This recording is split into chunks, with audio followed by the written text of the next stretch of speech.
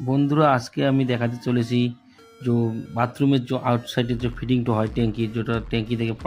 পানিটা নামবে তার ফিটিংটা আমি সমস্ত প্রসেস আপনাদেরকে দেখাবো সুন্দরভাবে। আপনারা দেখুন, এলটি, গেট ওয়াল, 1.5 ইঞ্চি, 3/4, 1 ইঞ্চি পাইপ ফিটিং। তো আমাদের অলমোস্ট ফিটিংয়ের কাজ শেষ, আধা কাজ হয়ে গেছে, বাকি থাকবে শুধু টাইলস লাগার পরে আমি যে মেন ফিটিংটা হবে বেডরুমের ভিতরে, ওই ফিটিংটা করে আমি আপনাদেরকে আর একটা ভিডিও দেবো, ওটাও